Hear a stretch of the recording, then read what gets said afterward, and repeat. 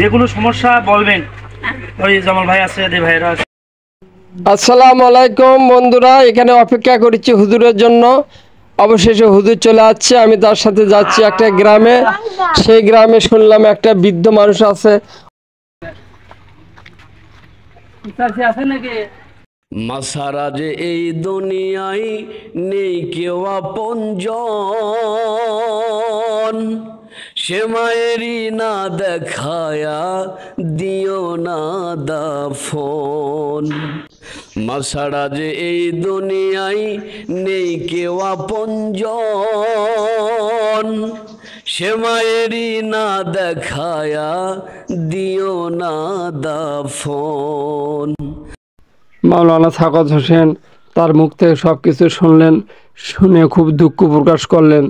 কারণ তার একমাত্র পুত্র সন্তান ছিল, সেও পৃথিবী থেকে চিরবিদায় নিয়েছে। এখন সে একাই, তার কোনো ইনকামের মানুষ নেই। মানুষ যা দেয় তাই সে খায়।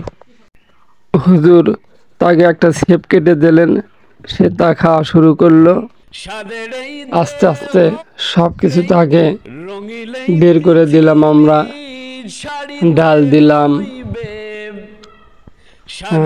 চাল দিলাম,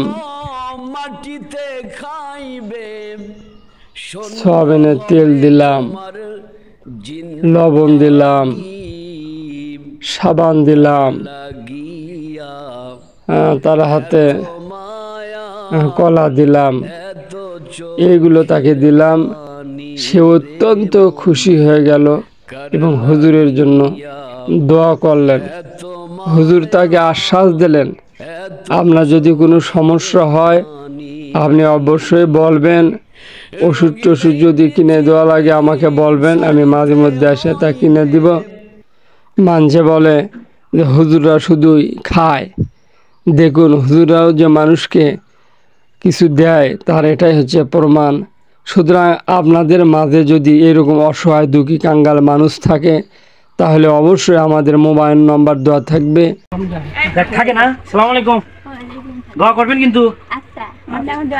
অবশ্যই অবশ্যই। আচ্ছা আচ্ছা, ইমানের সাথে আল্লাহ আপনি মৃত্যু লিখ। যেগুলো সমস্যা বলবেন। ওই জামাল ভাই আছে, দে ভাইরা আছে। ইনশাল্লাহ যতটুকু পারি ওষুধ পাতি বলবেন। বিদায়ের সময় বৃদ্ধা লোকটির চোখ দিয়ে জল চলে আসলো এবং তাকে দোয়া করলো। আমরা এখন বাড়ির দিকে রওনা দিলাম। সুতরাং আপনারা অবশ্যই আমাদের এই ভিডিওটি অন্যকে দেখার সুযোগ করে দেবেন, যেন আমরা এই ধরনের মানুষকে সাহায্য করতে পারি।